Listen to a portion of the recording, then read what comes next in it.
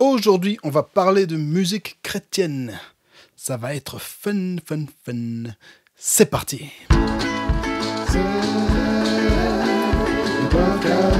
C'est le podcast du pasteur. Bonjour à tous, je suis le pasteur Tito et je vous souhaite la bienvenue dans ce podcast qui a pour but d'apporter un peu de nuance et de lumière dans ce monde gris et sombre. Et si vous nous regardez dans le futur, nous sommes en 2020 pendant le fameux confinement. Bam, bam, bam. Dans le futur, quand on regardera en arrière, dans toutes les séries et tous les films, tout le monde va parler du confinement. C'était pendant le confinement, telle chose a été transformée. Là. Il s'est passé tel événement qui a marqué l'humanité à jamais. Il y aura une génération de bébés du confinement. Je me souviens quand j'étais enfant, c'était le confinement. Des enfants durs et socialement étranges. Non, tout ira bien, nos enfants seront protégés et seront normaux. Au nom de Jésus. Amen. Bonjour à tous. J'espère que vous allez bien. Moi, ça va bien. Ça va mieux. Je crois que ça va mieux. Alors aujourd'hui, j'ai voulu sortir un peu de toutes ces histoires de coronavirus, toutes ces histoires de confinement, toutes ces histoires de maladies, toutes ces histoires de gouvernement, blablabla, pour revenir sur un sujet dont je voulais parler depuis un petit moment. En fait, à la base, je voulais pas en parler, mais dans les commentaires, je pense que quelqu'un m'avait suggéré de parler de ça.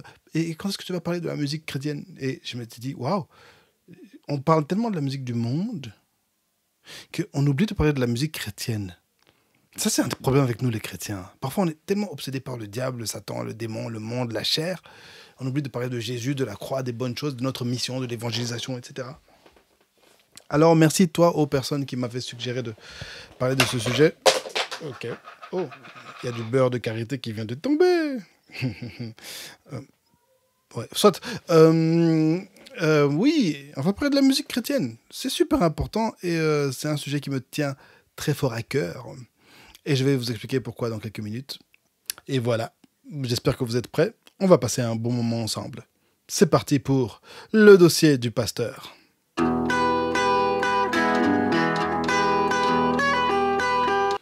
La musique chrétienne. C'est un sujet très important. Notamment parce que je pense qu'on est une des religions dans laquelle la musique a le plus grand rôle.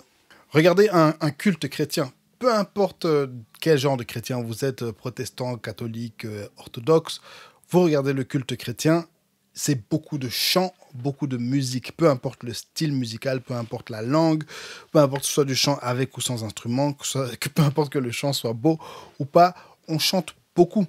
On chante dans notre quotidien. On écoute beaucoup de musique chrétienne à contenu chrétien religieux dans notre quotidien. La musique chrétienne est une industrie à plusieurs centaines de millions, voire de milliards de dollars de budget. C'est quoi qu'on dit? Une industrie, un revenu? Je suis pas du tout dans l'argent. Je suis vraiment tellement un pasteur. Je connais même pas les mots. Je sais pas tout ça. Moi, c'est la Bible et Jésus. Oui, allez, regardez par exemple les musulmans, regardez les bouddhistes. Vous n'avez pas de grands chanteurs de musique musulmane. Vous n'avez pas de groupe très connu de musique bouddhiste qui voyage partout sur la terre et qui remplissent des stades. En tout cas, que je sache. Je ne dis pas qu'il n'y a pas de bouddhistes qui font de la musique, mais allez, comme ça, vous ne pouvez pas me dire le nom d'un grand musicien qui chante Bouddha. Vous voyez, nous, la musique fait partie de notre vie de tous les jours, de notre intimité même. Les grands personnages de la Bible ont été souvent aussi un peu musiciens. Moïse a composé un cantique. David, un des plus grands personnages de la Bible, le roi David, était un musicien et il nous a laissé tout un livre de chants. Les psaumes sont des chants. Et donc oui, la musique, pour nous les chrétiens, c'est quelque chose de très important. La Bible contient de la musique. La Bible nous parle beaucoup de musique. Je vais vous en parler un peu. Donc c'est effectivement quelque chose qu'il est important de discuter. C'est un sujet très important pour nous, chrétiens. Mais comme je le disais dans l'intro, étrangement, on va beaucoup se focaliser sur les aspects négatifs, sur la musique du monde, la musique non religieuse, la musique négative, alors qu'on a notre musique à nous qui mérite aussi toute cette attention, qui mérite qu'on réfléchisse dessus, qui mérite qu'on passe du temps dessus, qui mérite qu'on s'arrête un peu dessus. Et heureusement, le pasteur est là pour vous en parler. Ouais. Vous savez comment on doit s'encourager nous-mêmes. C'est le confinement. Sauf que vous voyez, les gens comme nous qui avions l'habitude d'enregistrer tout seul dans nos petites chambres, là, dans nos petites bicoques, c'est la même chose, rien n'a changé, sauf que maintenant il y a les enfants à la maison, c'est encore plus dur. La musique chrétienne, c'est parti. Dans mon podcast sur pourquoi les chrétiens ont voté sur Donald Trump, que je vous encourage à écouter, je vous ai dit de faire attention à ne jamais écouter quelqu'un sans savoir d'où vient cette personne. Quelle est son histoire, quel est son point de vue et quel est son agenda, quel est son programme idéologique, quel est le message profond que cette personne veut nous faire passer. Et alors que je vais vous parler de la musique, j'aimerais d'abord vous parler de moi pour que vous compreniez quel est mon point de vue, pourquoi j'ai certaines idées et quel message est-ce que je veux faire passer. Pour parler de moi et de la musique, je dois d'abord parler de mon père. Mon papa, c'était un amoureux de la musique. Quand il était jeune homme, quand il avait fin adolescence, début vingtaine, et qu'il n'était pas encore très converti, il aimait beaucoup la musique américaine, il aimait beaucoup la musique latino, en particulier la musique colombienne, il aimait beaucoup la musique zaïroise de l'époque. Quelques noms dont je me souviens, il y a James Brown, Ike et Tina Turner, il a été les voir en concert à Dakar. Il a étudié à l'université de Dakar. Et à l'époque, Dakar était un hub, un grand centre de la francophonie et de l'Afrique. Et donc, tous les grands musiciens du monde, en fait, de partout, s'arrêtaient à Dakar. Et il a pu en voir pas mal. Il parlait parfois de Franco aussi, ce grand musicien zaïrois, hein, ce poète zaïrois. Et un de ses musiciens latinos préférés, c'était un certain Johnny Pacheco, un Colombien. Ça, c'était avant que le frère Martin donne totalement sa vie à Jésus. Ensuite, il s'est converti. Dans les années 70, je dirais fin années 60, début années 70. Et là, selon mes recherches et ce que j'ai pu comprendre, mon père, en fait, a fait partie de ce qu'on appelait le Jesus Movement. Le Jesus Movement, dans les années 70, c'était à l'époque hippie. C'était comme une sorte de mouvement pas qui contrecarrait le mouvement hippie, pas qui copiait le mouvement hippie, mais c'était un mouvement un peu semblable. Des jeunes remplis du Saint-Esprit, qui avaient un zèle pour Jésus, mais qui avaient aussi cette soif d'évangéliser par les chants, par la musique, par le théâtre et toutes sortes de choses. Et ils voyageaient partout. Et mon père, ayant accepté le Seigneur chez les baptistes au Sénégal, il a voyagé dans toute l'Afrique de l'Est, non, toute l'Afrique de l'Ouest, pardon, Sénégal, il a fait le Cameroun, il a fait le Bénin, il a fait la Côte d'Ivoire, je pense aussi à l'époque, il a fait le Burkina Faso, plein de pays d'Afrique de l'Ouest avec ses missionnaires baptistes pour évangéliser. J'ai une photo de lui avec sa guitare en 73 à Bobo Dioulasso c'est au Burkina Faso, avec sa guitare prêt à évangéliser. Il passait à la radio, il chantait ses chansons. C'était quelqu'un qui aimait la musique. C'était un compositeur de chants. Apparemment, selon les rumeurs, c'était un très bon chanteur. Mais nous qui l'avons connu plus âgés, attendons encore de trouver les preuves de ce bon chant. Apparemment, il chantait beaucoup pour ma mère aussi. Et son chanteur préféré à l'époque, je pense que c'était Jimmy Swaggart. Jimmy Swaggart, c'est un évangéliste américain et un pasteur qui est d'ailleurs toujours en vie aujourd'hui. Je pense qu'il est dans la 80e. Un grand chanteur qui était le cousin du chanteur de rock Jerry Lee Lewis. Et apparemment, selon la rumeur même, dans leur famille, on disait que Jimmy avait plus de talent que Jerry Lee Lewis. Et papa il a gardé toute sa vie ses vinyles, ses CD, et toute cette musique de Jimmy Swaggart. Il les a encore, ils sont encore à la maison. Et c'est un truc avec lequel j'ai grandi. Jimmy Swaggart, la musique de Jimmy Swaggart. C'est ce qu'on appelle du Southern Gospel. C'est du gospel du sud des États-Unis. Donc c'est au croisement entre la country et la musique noire gospel. Voilà, c'est très sympa. N'hésitez pas à aller écouter, ça fait du bien. Et voilà, je me souviens, dans mes premières années, c'est là-dedans vraiment qu'on a grandi. Mon père aimait vraiment la musique, tellement la musique que quand il est arrivé en Belgique, une des premières choses qu'il s'est acheté, c'est une chaîne hi-fi de la marque BO, Bang & Olufsen. Une chaîne hi-fi de grand prix. Je pense que ça devait coûter plus qu'une voiture. D'ailleurs, 35 ans plus tard, cette chaîne hi-fi est toujours là et fonctionne toujours bien à cause de la qualité allemande de l'époque, quand le monde était encore correct. Et dessus, donc, il écoutait Jimmy Swaggart. il écoutait beaucoup aussi Hosanna Music. C'est cette compagnie qui produisait pas mal de musique à l'époque. Encore une fois, dans ce Jesus Movement, il produisait notamment la série Praise. Et beaucoup de chants qu'on chante jusqu'aujourd'hui encore dans les églises viennent de cette série de musique. Des chants comme Mon âme soupire après toi et mon esprit en moi te cherche. Like a deer panteth for the waters of my soul. Long after thee. Et plein de chansons, vraiment plein de chansons qu'on chante encore aujourd'hui viennent de cette série. C'est de la musique très zen, avec des belles guitares, des belles voix, etc. Et il achetait tous les disques, tous les CD de cette série, il les avait et il les écoutait en long, en large et en long et en large. Ça s'est écouté en long, soit il les écoutait tout le temps et on les a encore aujourd'hui et c'est vraiment là-dedans qu'on a grandi nos premières années. C'était vraiment de la musique, cette musique du Jesus Movement et la musique du Southern Gospel, notamment de Jimmy Swaggart. Et puis il y avait aussi son amie Betty Cornett, qui est toujours en vie d'ailleurs, qui était aussi une chanteuse et qui produisait des CD. Il y avait beaucoup de ça. Mais ce que j'ai remarqué plus tard, c'est que mon père c'était quelqu'un, comme je vous ai dit, il aimait beaucoup de styles de musique, déjà avant sa conversion. Et même aujourd'hui, quand je regarde sa collection de CD, et quand je me rappelle, en fait, il aimait beaucoup de styles différents, mais de sous-genres, même dans la musique chrétienne. Donc quand je regarde sa collection, on voit... il y avait de la musique un peu du black gospel déjà, il avait de la pop américaine, il avait aussi de la... Pendant les années, fin années 80, début années 90, encore une fois, je pense toujours accroché à ce Jesus Movement, jeunesse en mission, etc. Il y avait pas mal de groupes français chrétiens et suisses qui produisaient de la musique un peu pop, un peu hippie comme ça, et aussi des traductions justement de ces chants américains. Et il avait pas mal de CD de ça. Et donc nos premières années, on a écouté ça. Et plus tard, il s'est passé plusieurs événements. Il a commencé à voyager plus en Amérique et aussi à voyager en Corée. En Amérique, il a commencé à revenir petit à petit avec du black gospel. Et c'est là où on a commencé à écouter beaucoup de Kirk Franklin, Hezekiah Walker et tous ces gens. Et là, je vous parle vraiment des années 90.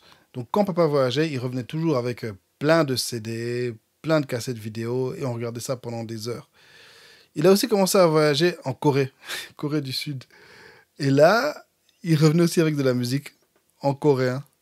Et je vous assure qu'on a écouté beaucoup de musique en coréen à la maison. Pour lui, tant que c'était bon, tant que la musique était bonne, que le message était bon et que l'onction était sensible, il allait écouter. Et je vous assure, ça a l'air fou, hein, mais je vous assure qu'on a écouté beaucoup de musique coréenne, en coréen, à la maison.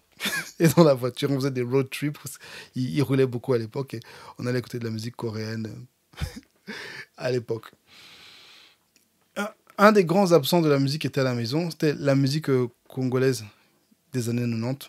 Les Charles Mumbaya, tout ça, le couple Bouloba, c'était des trucs qu'on n'écoutait pas vraiment à la maison.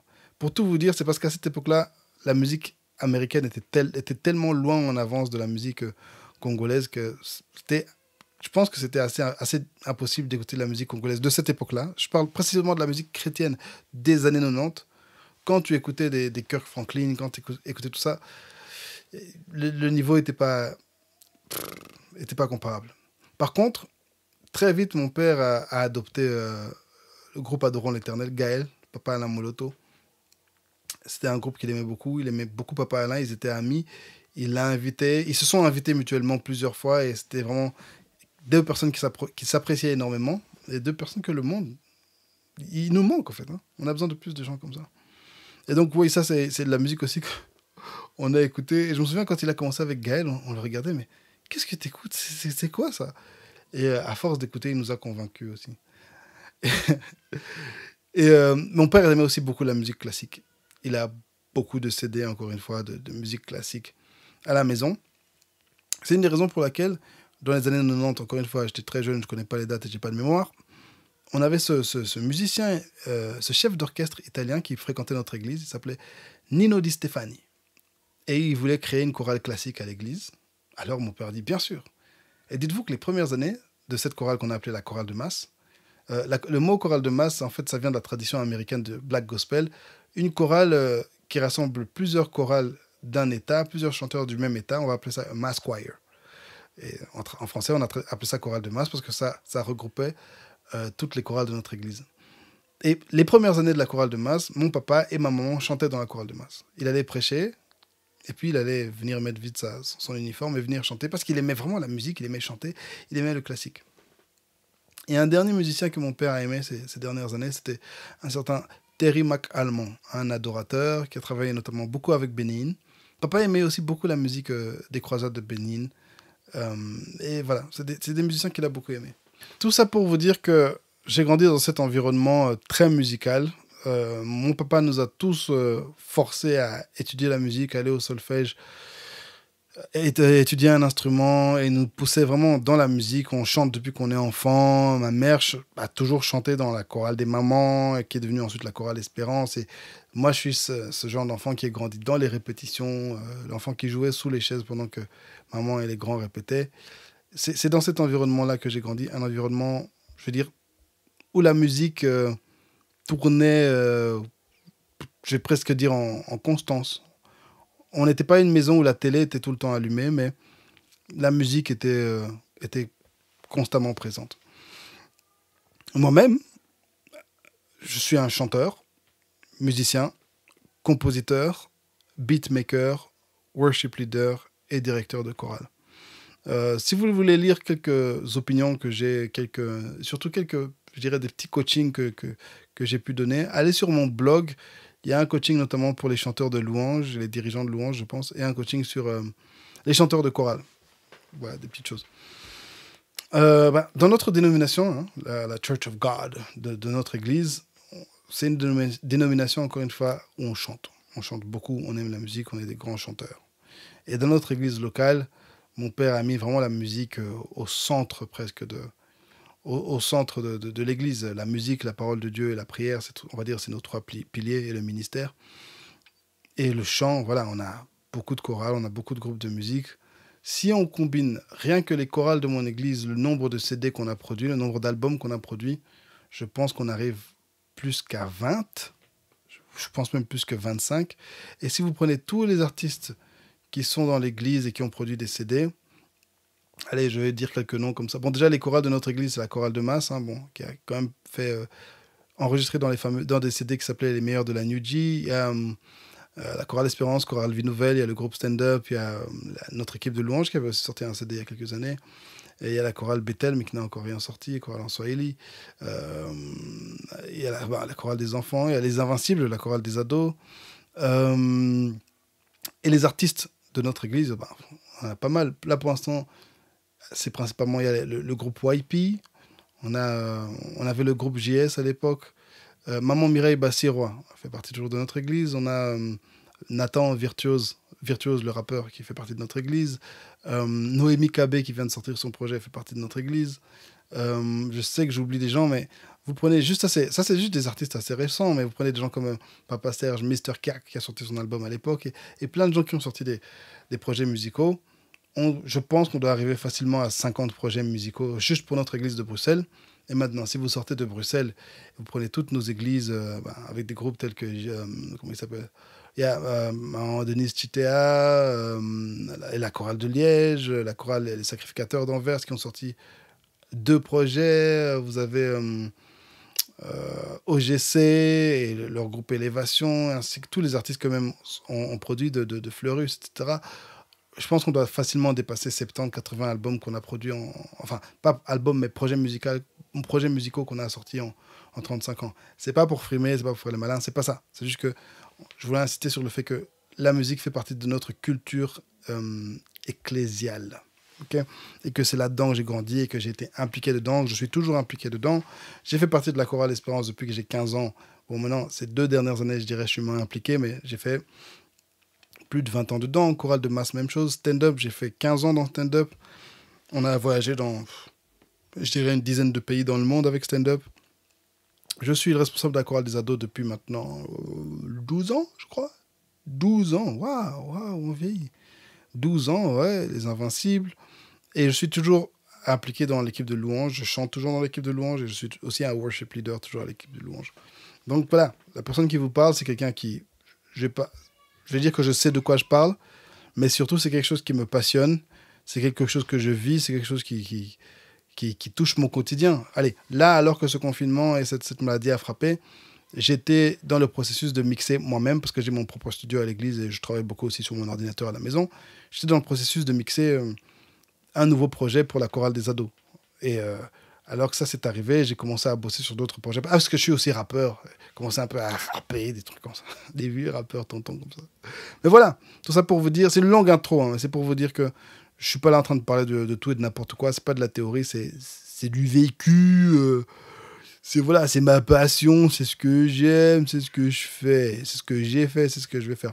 Mon grand frère, ce serait ridicule de parler de moi sans parler de mon grand frère. Le pasteur Didier Mouchebele, qui est le directeur artistique de la Chorale Espérance depuis maintenant l'éternité, depuis plus de 25 ans, je dirais. Plus de 20, depuis très longtemps. A écrit plus de 250 chants. Je crois qu'à l'heure actuelle, il doit être à plus de 300 chants. La Chorale Espérance, je pense, on est à 9 CD, je crois. 9 albums. Enfin, 9 projets, je pense. Dont peut-être 7 albums, un truc comme ça. C'est quelqu'un qui a écrit des chansons. Et les chansons de mon frère, je suis sûr que beaucoup en connaissent au moins une sans savoir que c'est de mon frère. Elles n'ont pas autant tourné qu'elles auraient pu en dehors de notre église. Ça, c'est encore une autre histoire. Mais voilà, c'est un musicien qui a influencé lui-même et formé beaucoup de musiciens, beaucoup de chanteurs, beaucoup de chorales, etc. Et je le salue bien haut. J'allais dire big up, mais je sais pas, depuis quelques semaines, j'ai envie de dire big up. Mais ça se dit plus, right? On dit plus big up. C'est des trucs qu'on disait à l'époque, début des années 2000, quand on mettait des bandanas sur la tête, et puis une casquette sur le côté, et puis un cinglet, et puis une chemise, et puis une veste en cuir, baggy, et puis une chaînette, pantalon avec un dragon dessus. Beaucoup d'accessoires, beaucoup d'accessoires à l'époque. C'était compliqué. Mais c'est fini tout ça, non? Je sais pas, je suis pas cool. Je suis pasteur, je suis pas cool. J'essaye, hein. Ok, là on va attaquer le dossier. Tout d'abord, allez voir mon épisode sur la musique du monde, allez voir mon épisode sur Kanye West. Il y a pas mal de choses que j'aurais pu dire, mais j'ai déjà dit, donc je vais pas les dire à nouveau. Tout d'abord, j'avais fait dans l'épisode sur la musique du monde, j'avais parlé du fait que entre la musique du monde, la musique non chrétienne, la musique profane, et la musique chrétienne, la musique religieuse, pour moi, ce n'était pas une dichotomie, ce n'est pas l'un ou l'autre. Pour moi, c'est un continuum. C'est que un continuum, c'est un phénomène progressif dont on ne peut considérer une partie que par abstraction.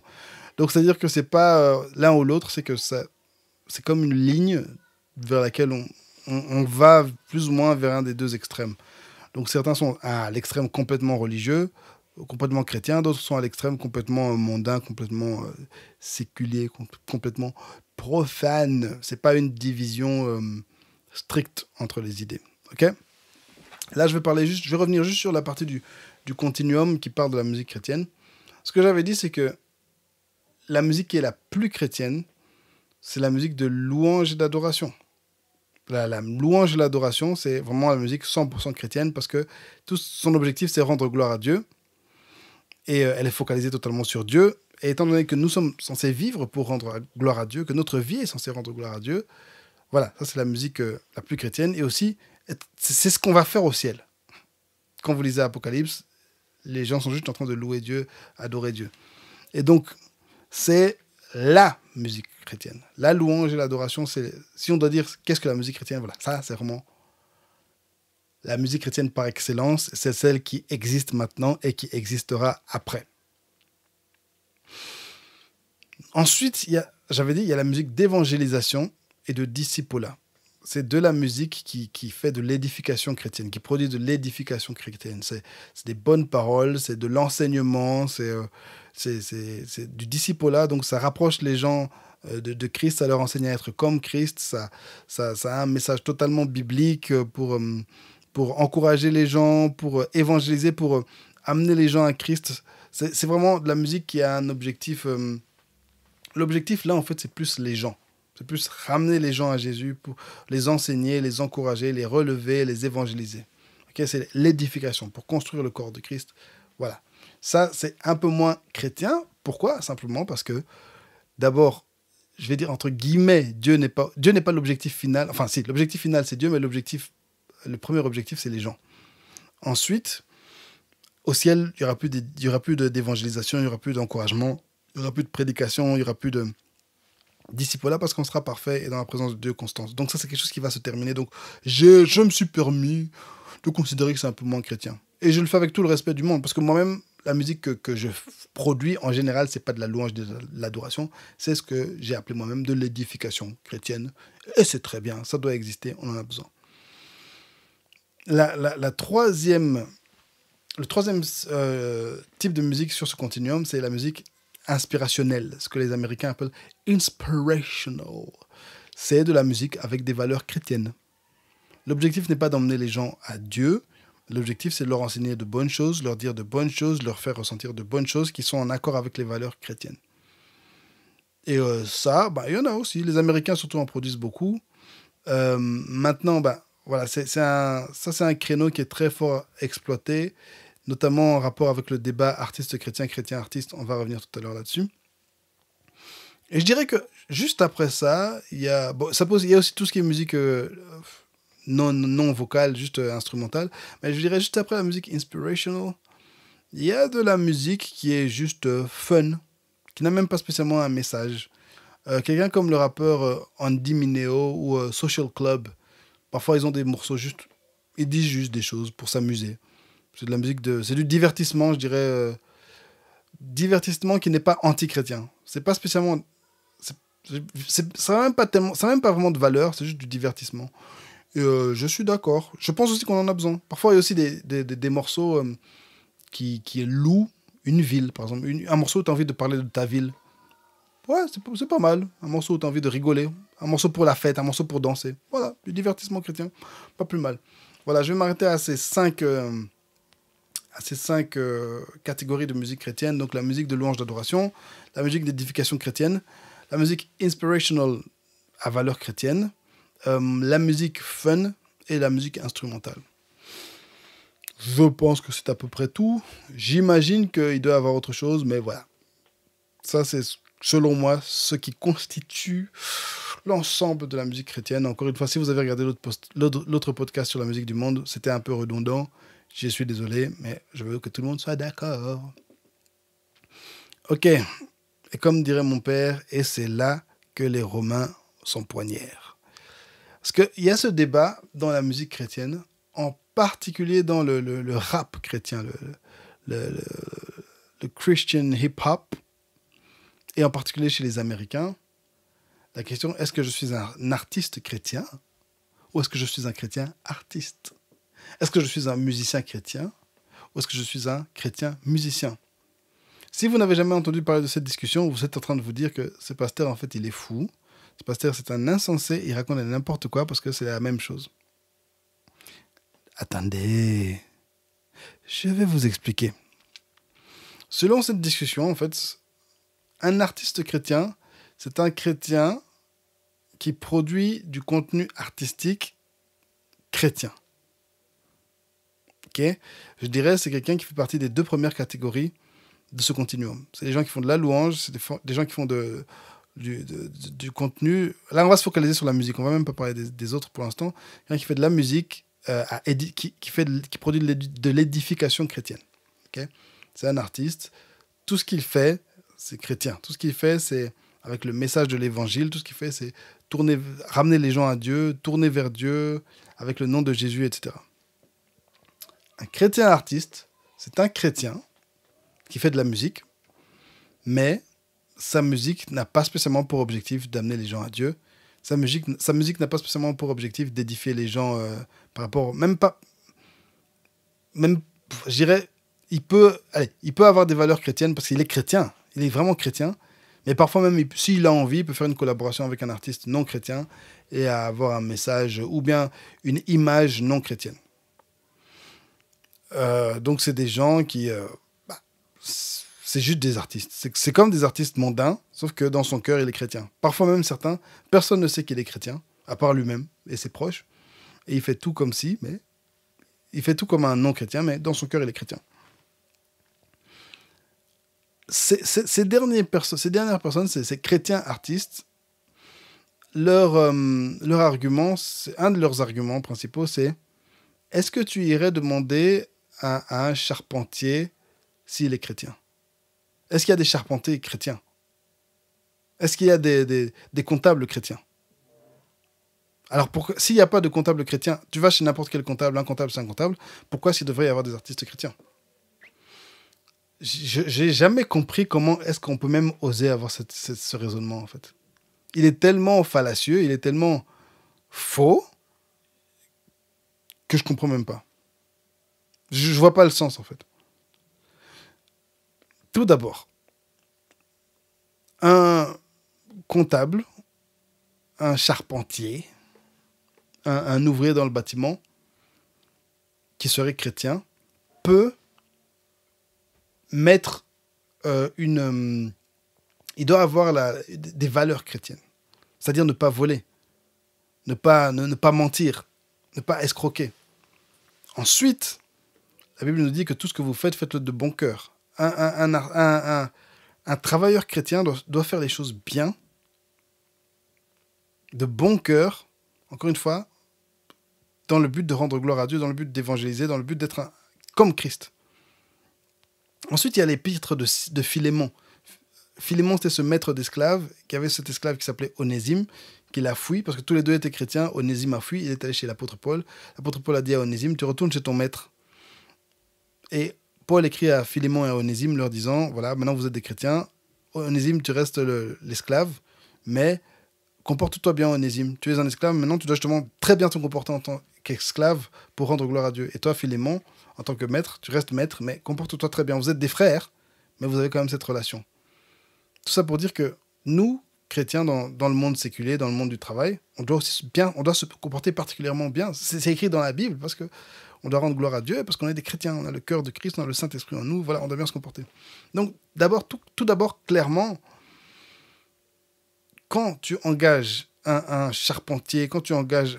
Je ne sais pas pourquoi j'utilise le mot charpentier. Je ne sais pas qui ici a été engagé un charpentier. Est-ce que ça existe encore? Mais quand tu engages un plombier chrétien, tu t'attends à ce qu'il ait une philosophie chrétienne, à ce qu'il ait des pratiques de travail qui reflètent les valeurs chrétiennes. Donc tu t'attends par exemple à ce que ce plombier ne te vole pas.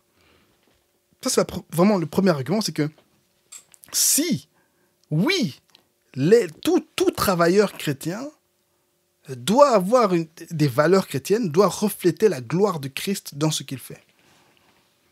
Mais ensuite, mec, le plombier chrétien, son œuvre n'a pas un impact sur les idées. Allez, je veux dire qu'elle n'a pas un grand impact, elle n'a pas un impact direct sur les idées, sur les valeurs et sur les émotions des gens. Quand j'appelle un plombier chrétien, imaginez que j'appelle un plombier chrétien à la maison, surtout si un jour je ne suis pas là, il va faire sa plomberie, je vais revenir, ça marche, et je suis content. Si je ne l'ai pas rencontré, que je ne sais même pas qu'il est chrétien, voilà, je serais juste content de ma plomberie.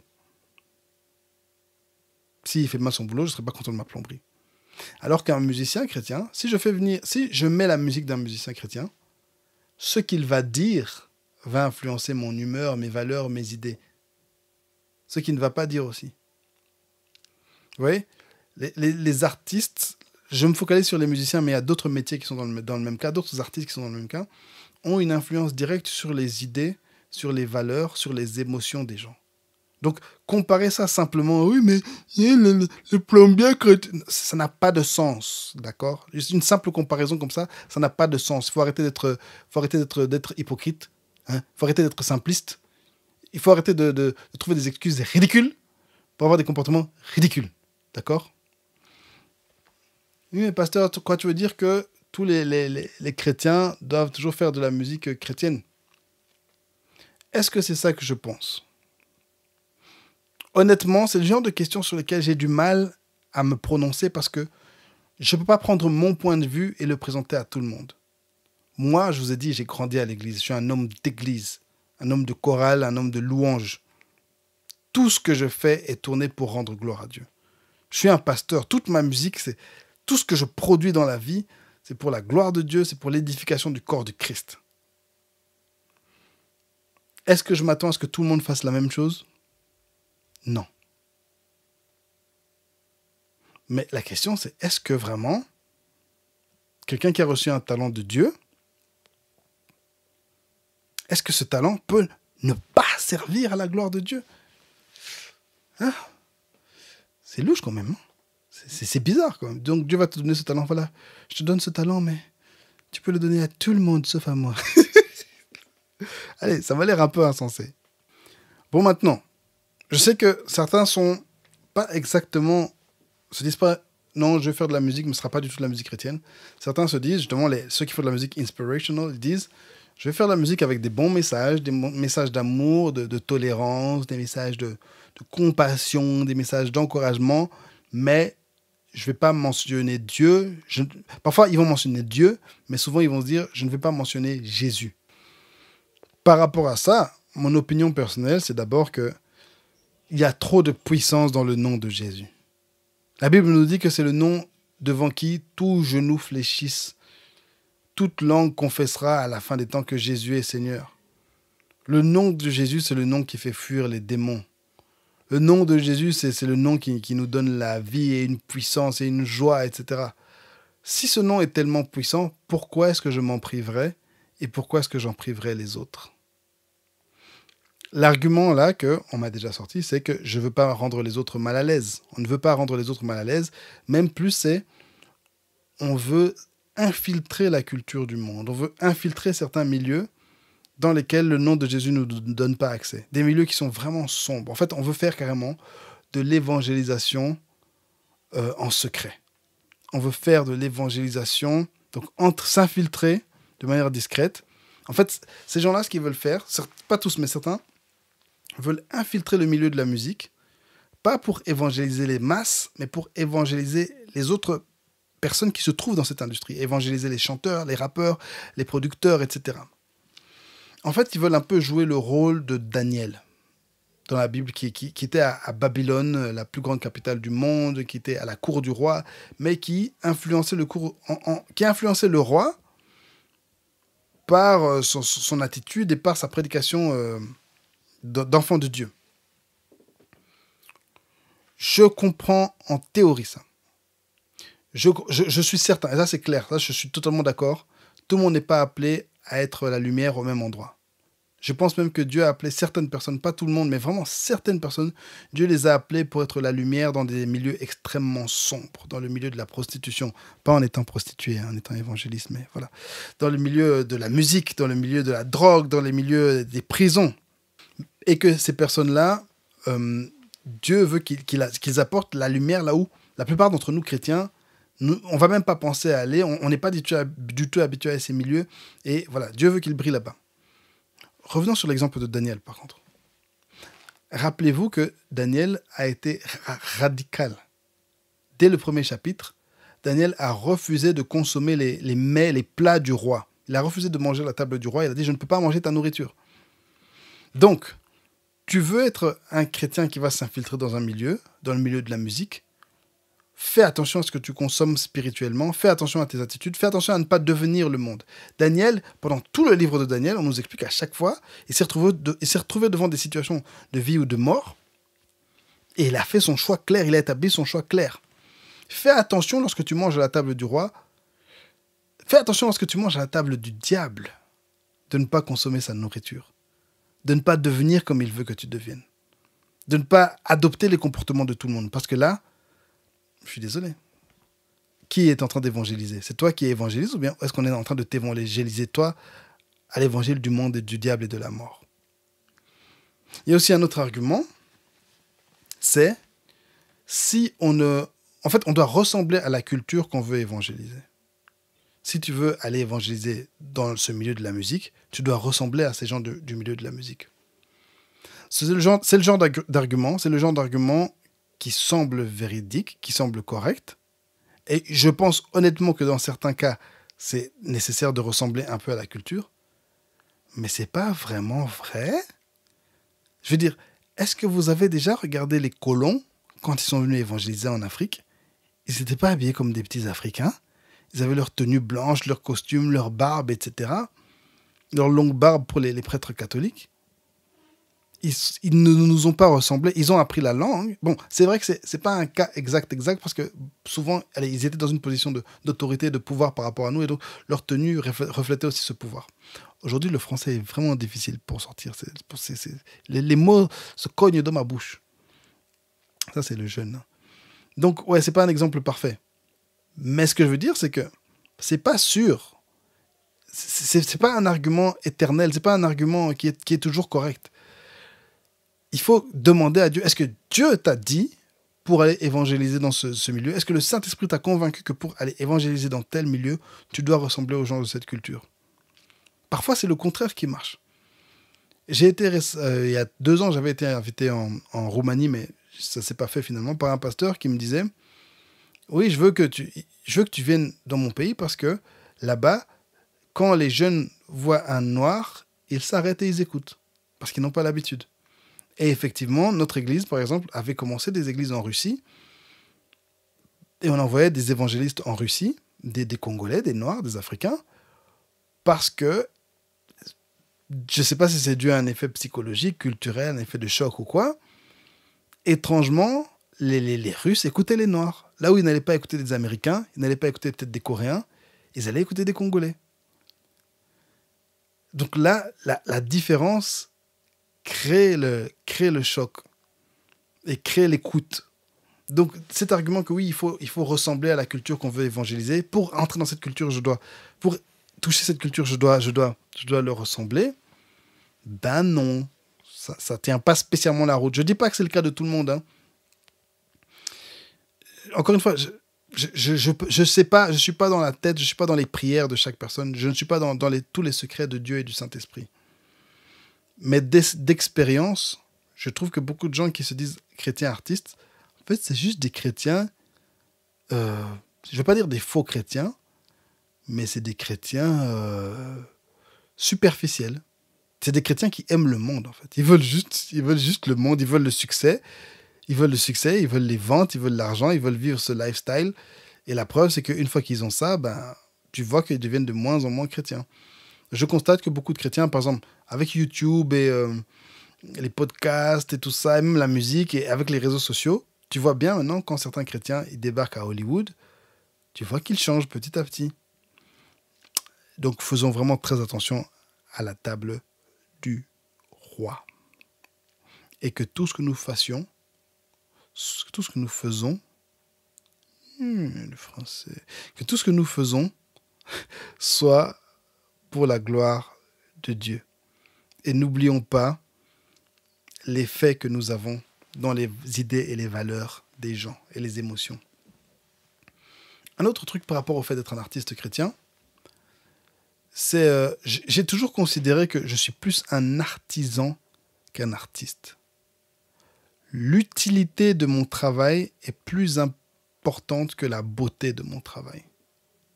Le fait que ce que je fais est utile est plus important que le fait que ce que je fais est beau.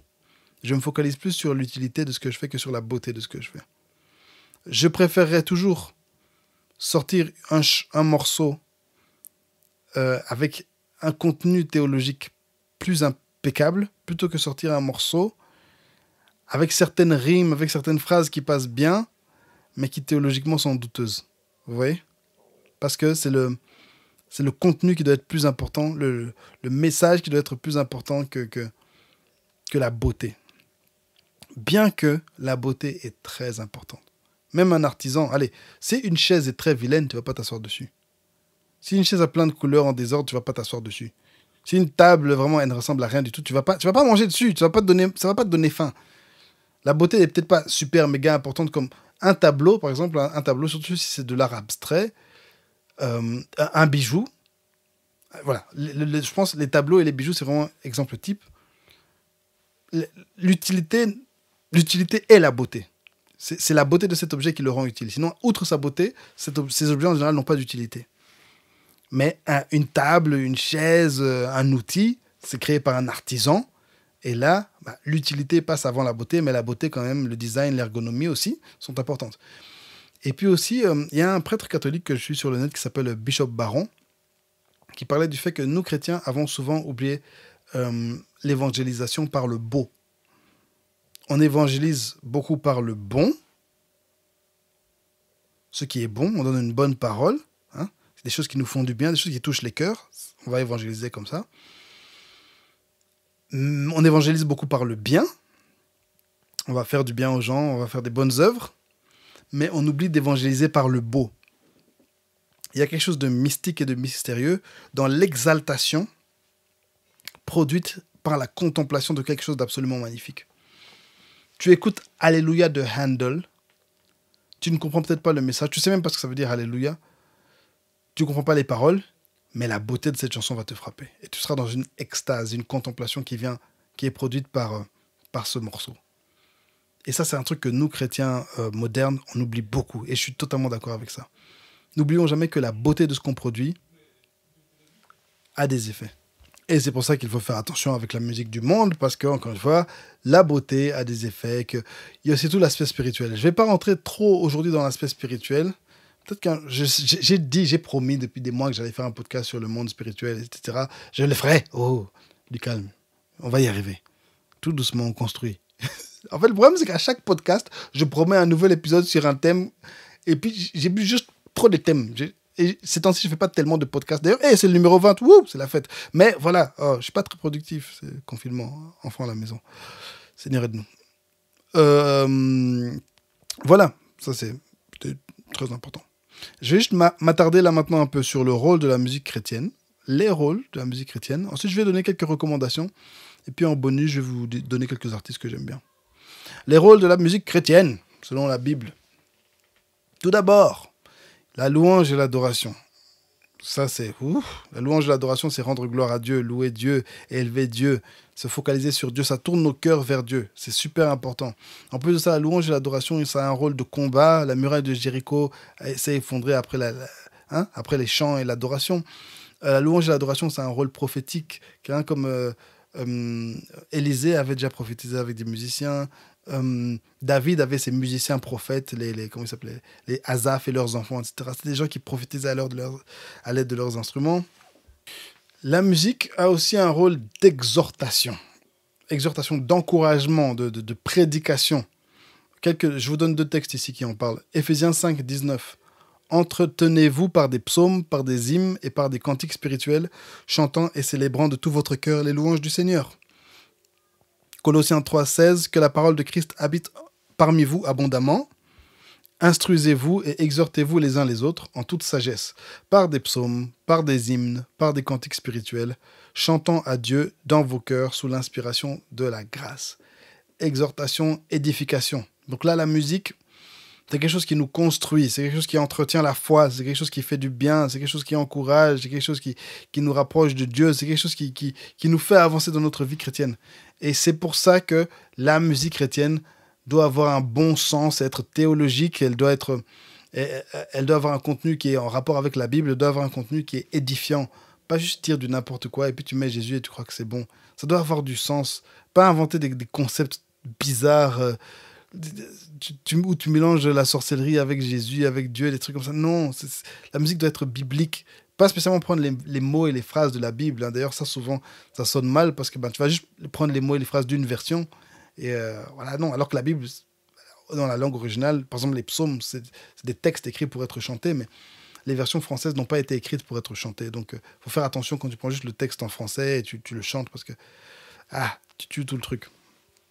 Mais prendre les concepts qu'il y a dans la Bible, prendre les idées qu'il y a dans la Bible, les retravailler pour que ce soit esthétique à l'oreille. C'est important d'avoir des textes qui sont bibliques et des textes qui sont en rapport avec la parole de Dieu. La Bible doit être la parole de Dieu. La musique chrétienne, ça doit être la Bible, ça doit être la parole de Dieu qui est chantée. Parce que ça nous construit, ça nous édifie, ça nous exhorte, ça nous encourage, ça nous aide à tenir bon. Il faut que notre musique, lorsqu'on l'écoute à des moments difficiles, ça nous fasse du bien. Je suis super content, j'ai un ado qui m'a écrit encore hier pour me dire l'album que vous aviez sorti, Révolution chapitre 2 de stand-up, allez voir sur toutes les plateformes, il y a quelques années, ça date maintenant d'il y a 9 ans, il dit cet album est très fort, quand je le réécoute, parfois les mots me viennent pour certaines situations, etc. Et là ça me fait du bien. c'est un album qu'on avait créé dans une optique de disciple-là. On s'est dit que cet album, quand un jeune l'écoute, il faut qu'à la fin de l'album, il en sache plus sur Dieu qu'il en savait avant. Vous voyez, exhortation, édification. Et une avant-dernière fonction, une dernière fonction dont je veux parler aujourd'hui de la musique chrétienne, c'est nous donner les mots. Tout le monde n'est pas doué avec les mots, tout le monde n'est pas doué avec les paroles. Parfois, on ne sait même pas comment prier, parfois, on ne sait même pas décrire ce qu'on a, parfois, nous-mêmes, on ne sait même pas ce qu'on a. Et c'est là où la musique chrétienne, et notamment les psaumes, nous aident. Lisez, Jacques 5,13 nous dit, Jacques 5,13, « Quelqu'un parmi vous est-il dans la souffrance, qu'il prie? Quelqu'un est-il dans la joie, qu'il chante des cantiques ?» Que ce soit des sentiments positifs ou négatifs, parfois, toi, tu ne sais pas vraiment ce que tu ressens. Et puis, tu lis « Comme une biche soupire après des courants d'eau, ainsi mon âme soupire après toi. » Et tu es là, « Ah oui, c'est exactement ça que je ressentais, mais je ne savais pas. » Et là, maintenant, tu chantes ces chansons, et ça te met dans un certain état d'esprit, ou bien ça renforce un certain état d'esprit. Et c'est important, parce que nous qui avons ce don des mots, ce don des paroles, ce don des mélodies, ben, on prête ça aux gens, en fait, parce que maintenant, ils peuvent chanter ça, et ça devient leur parole. Et c'est super important. Et c'est pour ça qu'on a besoin de beaucoup de musique, parce que les gens galèrent dans ce monde. Ils ont besoin de nous, ils ont besoin de notre contenu pour les fortifier, pour les édifier, pour les faire avancer. Alors j'encourage tous les musiciens chrétiens à produire, travailler. Et là, j'arrive dans l'avant-dernière section de ce podcast. C'est nous devons faire des efforts. Musiciens chrétiens, nous devons faire des efforts. Premièrement, on a besoin de plus de virtuosité, de maestria, de perfection artistique. Il faut que le contenu artistique qu'on produise, la musique qu'on produise soit bonne à l'oreille. Elle doit être moderne. Et moderne, c'est pas spécialement faire de la trad.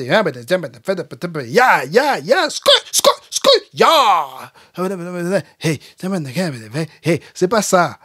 C'est que par exemple, il y a des techniques modernes. Ça peut être des techniques de mixage, ça peut être des techniques d'instrumentation. On doit les maîtriser parce que c'est comme ça que c'est à ça que les oreilles modernes sont habituées. Ne va pas acheter un enregistreur de 1920 et tu te dis, ah tiens, je vais faire un album avec ça et c'est avec ça que je vais faire ma musique. Si tu as un projet artistique par rapport à ça, ok, mais voilà, c'est un exemple absurde que j'ai donné pour vous montrer que tu peux pas faire ça. Simplement comme ça, en disant, ouais, c'est bon.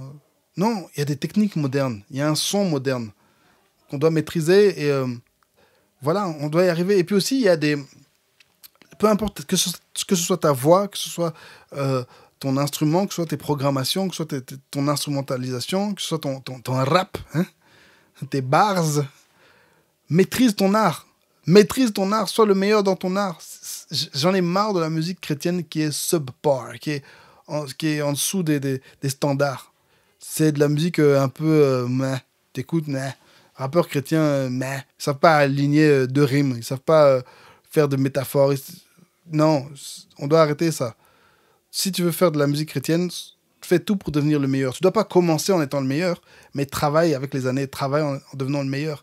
Les chanteurs, faites des vocalises. Oula, les chanteurs, faites des vocalises. J'ai dit oula, pasteur. Désolé, mon église est à Molenbeek, d'accord? Là, ok, ça va. Les chanteurs, faites des vocalises. Faites des vocalises. Allez sur YouTube, faites des exercices, devenez bon. J'en ai marre des chanteurs qui chantent juste faux comme ça pour rien. Donc tu chantes juste faux. Et t'es content. Et puis t'es là, mais c'était haut. Oh, toi-même, d'accord? Chante bien. Apprends à bien chanter. Travaille, c'est le confinement maintenant. Fais 20 minutes de vocalise. Tous les jours, tu vas sur YouTube, tu regardes des vidéos, tu fais des exercices pendant 20 minutes tous les jours. Est-ce que tu vas mourir? Toujours être nul. Désolé, je suis en train de m'emballer parce que j'ai trop vécu ça. Des petites chanteuses là. Vous savez très bien, vous qui m'écoutez, je sais que certaines sont en train de m'écouter, vous savez très bien que c'est de vous dont je parle. Toujours nul. C'est trop haut. C'est trop bas. Les altos. Hein? C'est trop bas. Donc vous seulement chantez au milieu et c'est moche. C'est tout. Devenons des maîtres dans ce que nous faisons. Je passe énormément de temps sur YouTube à apprendre des trucs, que ce soit en mixage, que ce soit en programmation, que ce soit en écriture. Allez, il y a Internet. Renseignons-nous, devenons meilleurs. Allez, moi, j'écoute la musique chrétienne depuis que je suis enfant. Et maintenant, j'en écoute presque plus parce que musicalement... allez, regardez un groupe comme Snarky Puppy. C'est un groupe de jazz, bon, plus ou moins... Il y a certains membres qui sont des chrétiens. Il n'y a rien dans le... Je suis désolé, actuellement, il n'y a rien dans le gospel qui équivaut à ça en termes de musicalité. Et ça craint. Moi, je veux écouter de la musique chrétienne. Ce que Kanye West a fait avec son Jesus is King et Jesus is Lord et Jesus is... I don't know. C'est pas top. Enfin, c'est discutable. Pour moi, c'est pas top parce que j'ai écouté trop de musique dans ma vie. Mais au moins, il a essayé de sortir des boîtes. Il a essayé de faire quelque chose de spécial. Et... Allez, la Bible nous dit chanter au Seigneur un chant nouveau. Où est ce chant nouveau? Le deuxième aspect où on doit faire des efforts, c'est le contenu et la profondeur. J'en ai déjà parlé, mais please. Parfois, quand un chrétien passe par des moments difficiles, tout ce qu'il a, c'est le souvenir de ces chants qu'il a chantés. Que nos chants soient profonds, que nos chants soient bibliques, que nos chants soient inspirés du Saint-Esprit, que nos chants aient un message cohérent. Les compositeurs de musique chrétienne, apprenez à écrire une chanson qui a un message. Une chanson, elle a un message. Ta chanson, on devrait pouvoir la résumer en une phrase qui, en général, est le refrain. Et il faut que le refrain soit en rapport avec la chanson et avec les couplets. Et aussi, une chanson chrétienne, c'est pas juste dire des bonnes choses sur Dieu. Oui, Dieu, tu es bon. Dieu, tu es mon droit. Dieu, tu es mon père. Dieu, tu es... Ok, il y a des chansons comme ça. Mais une chanson doit avoir un message. Quand tu lis un psaume, chaque psaume a un message précis. Voici ce que David veut dire dans ce psaume. Il veut demander pardon. Dans ce psaume, il veut glorifier Dieu pour la création. Dans ce psaume 63, il dit à Dieu à quel point il lui manque. Je suis fatigué, je vais commencer à dire des psaumes en désordre. Psaume 23, typiquement, Éternel est mon berger. Ouais. Psaume 119, aimer la parole de Dieu. Il faut que le contenu, le message, il doit avoir un message précis. Tu dois pouvoir résumer en une phrase le message de ta chanson. Pas juste des chansons qui disent des choses sympas. Ah, c'est bien, c'est chrétien. C'est chrétien, mais c'est nul. Pourquoi je vais écouter ta musique alors que je peux aller lire des psaumes? Alors que tu dis des choses juste sympas. Encore une fois, quand tu commences, je comprends. Quand on est jeune, je comprends. Tu as 15 ans, tu écris ta première chanson, ouais, d'accord. Mais après, tu as 30 ans, tu écris depuis des années, là, et tu sais pas... Hein? Encore une fois, je reviens au premier point, la perfection artistique. Je ferai un truc là-dessus. J'ai dit que j'allais le faire depuis longtemps. Je vais le faire, la composition de chansons. Allez, il y a certaines rimes que tu vois, on peut plus faire en 2020. Gloire et victoire. Ça peut pas être ta rime principale. Ça peut pas être ton refrain. Oh, il y a ta gloire, oh, ta victoire. Et puis tu crois que tu as écrit un truc. Mec, tu crois que combien de chrétiens francophones ont pensé à faire rimer gloire et victoire avant toi? Moi, toi, roi. Mec, écris des vraies rimes. Il y a beaucoup de mots dans la langue française. Faites des efforts. On doit faire des efforts. On doit produire de la musique de qualité. Parce que l'objectif, c'est rendre gloire à Dieu. Et il faut comprendre quelque chose. Dans l'Ancienne Alliance, quand tu devais faire un sacrifice avec un agneau, l'agneau devait être parfait, sans tache. Quand tu rends un service à Dieu, quand tu fais un sacrifice à Dieu, il doit être parfait, sans tache. Ta musique doit être parfaite. Et le dernier point, c'est ah oui, non. Encore dans le deuxième point, je parlais du contenu, il y a la profondeur. Il y a des profondeurs de messages auxquels on doit arriver. Il y a des choses... Il se passe des choses en 2020. Les gens ont des choses dans leur cœur. Les gens expérimentent des choses. Et il faut que tes paroles plongent dans le cœur de ces gens. Il faut que tes paroles plongent dans les mystères du Saint-Esprit, plongent dans les mystères de la parole et rassemblent tout ça de manière artistique et pertinente. Et le troisième point, c'est la diversité. La diversité dans la musique chrétienne. Les jeunes... L'afro et la trappe, c'est bon, c'est sympa, ok, c'est mignon, d'accord. Il y a plus, il y a mieux. Faites mieux, faites plus. L'adoration. Maintenant, je crois que je suis un peu réconcilié avec l'adoration. Mais à un moment, tout le monde parlait seulement d'adoration. Ça me saoulait. Oh, je suis adoration, je suis un adorateur. Les gens qui se définissent eux-mêmes comme des adorateurs, j'ai envie de les gifler. Si toi, t'es adorateur, moi, je suis un schtroumpf. On est tous des adorateurs, ok. Tous les chrétiens, on est des adorateurs. Tais-toi. Il y a plein de genres musicaux. Et encore une fois, tout artiste copie quelqu'un. Okay? Copier Elevation Music, copier Bethel Music, c'est bien. Mais le problème, c'est que souvent, quand tu vas copier Bethel, tu vas faire... Déjà, Bethel, c'est de la musique assez... c'est pas la musique la plus musicale, je veux dire.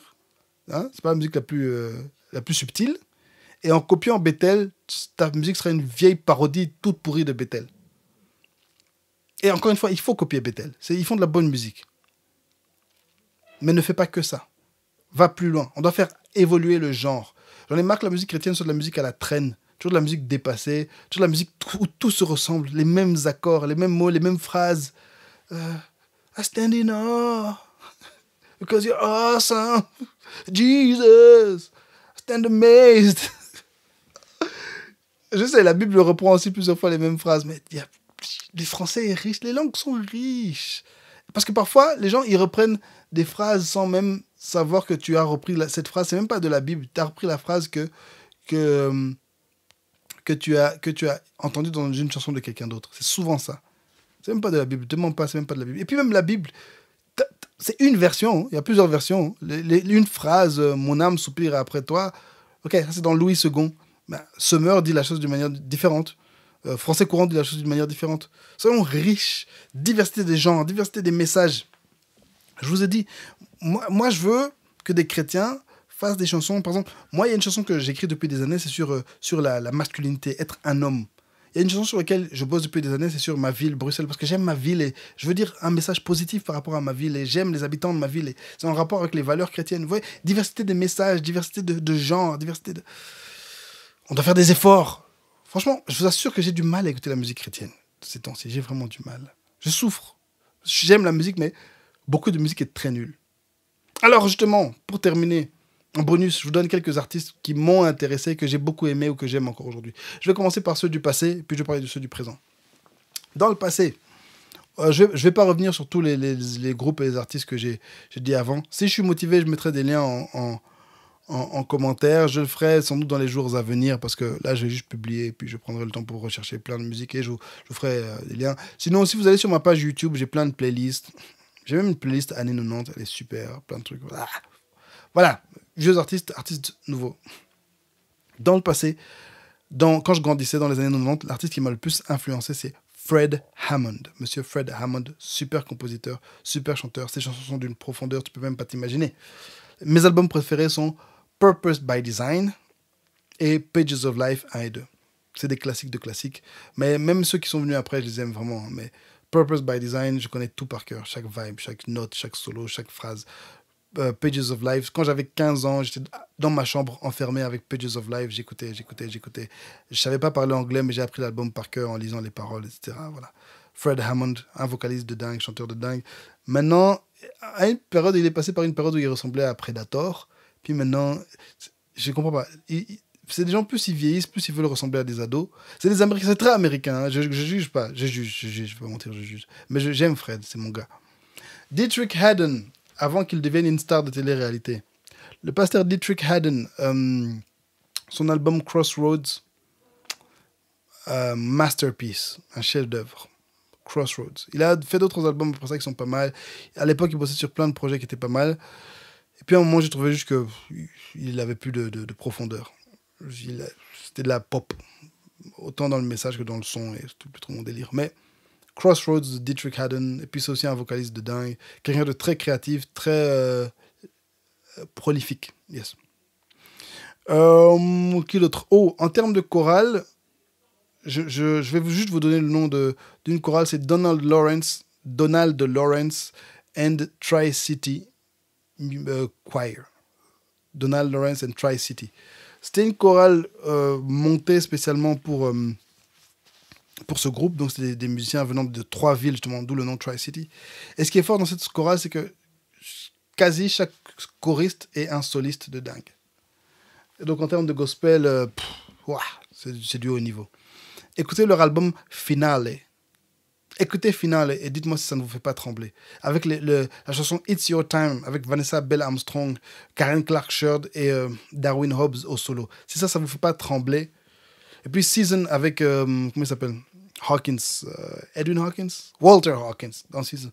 I hear the spirit say that it's your time. Non, écoutez ça. Dites-moi si ça ne vous fait pas trembler. À ce dit en passant, Fred Hammond, son groupe s'appelait Radical for Christ. Radical pour Christ. Et j'ai oublié tous les vieux albums, même avant Pages of Life. The Spirit of David. The Spirit of David, Fred Hammond faisait de la louange et de l'adoration quand les Noirs faisaient encore du black gospel, des chants chorales, etc. Fred Hammond a le style d'adoration que beaucoup font maintenant. Basically, Fred l'a créé dans ce CD-là. Oh, avec d'autres gens, mais voilà. The Spirit of David. Classique des classiques. Du passé... Je crois que je vais m'arrêter là. Allez, passons dans le présent et dans le passé proche. Il y a un jeune musicien qui s'appelle Montel Fish. Un jeune garçon, un jeune noir de 21 ans. Il est youtubeur aussi. Il est très intéressant. Si vous aimez Comment on appelle ça? J'allais dire le trip-hop. Je suis un vieux. Des vieux styles comme ça. Pas le trip-hop. Le lo-fi. Des trucs comme ça. Il est là-dedans. Si vous aimez Kanye, il est un peu Kanye-eux. Comme ça, il rappe et il chante. C'est un peu intéressant. C'est un petit à moi qui m'a fait découvrir. Pas mal du tout. Josh Garrels. Si vous êtes un peu comme moi, un bohémien, un peu bohémien, vous aimez un peu la folk américaine. Et il est un peu folk, un peu hip-hop. C'est un blanc et un skater. Et il a une voix comme ça. Souvent, j'écoute ça pour dormir. C'est un poète. Ce que j'aime bien avec lui, c'est que ses textes, c'est de la poésie. C'est pas juste quelqu'un qui prend des textes, qui les met comme ça, mais ces textes, c'est des images, de la poésie. Il te fait voyager, il te fait rêver. Et en plus de ça, un jour, monsieur Josh Garrels, il avait réalisé la situation au Congo. Il avait mis tous ses albums en vente, bénéfice pour le Congo. Si ça, je peux pas écouter. Moi, je dois écouter ça. Mes rappeurs actuels préférés, je dirais que c'est Propaganda et Triply. Je crois que c'est eux deux. Je crois qu'il y a d'autres rappeurs chrétiens que j'aime bien, mais Propaganda, Triply, c'est vraiment des types que je respecte beaucoup et que j'aime beaucoup. Et dans leur label, Propaganda, il fait partie de...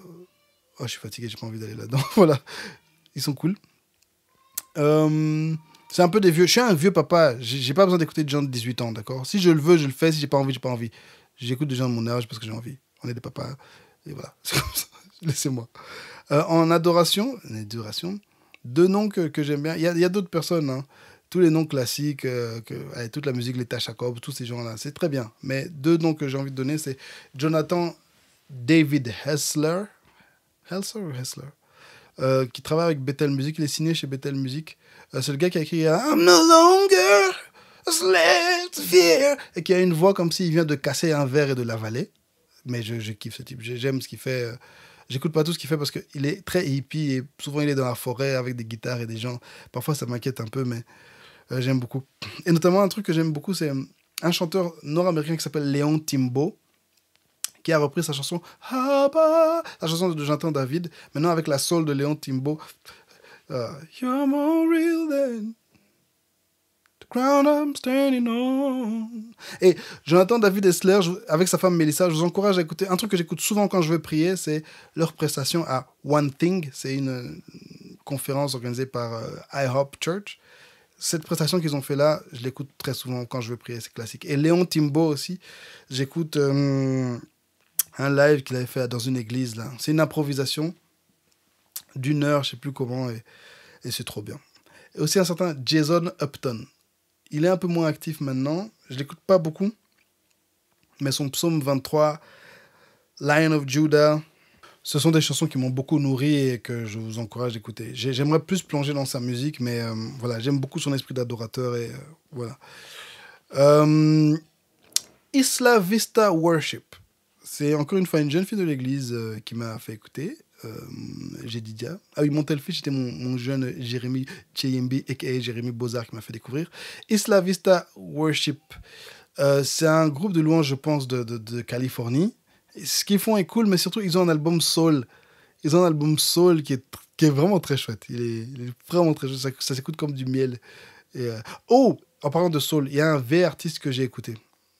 J'ai écouté son CD pendant des années. Et encore une fois, c'est un des trucs... Fred Hammond, plus lui, m'ont appris à chanter. C'est Montrell Darrett. Montrell Darrett. Son album Chronicles of the Soul. Je ne vais même pas dire plus. Écoutez seulement.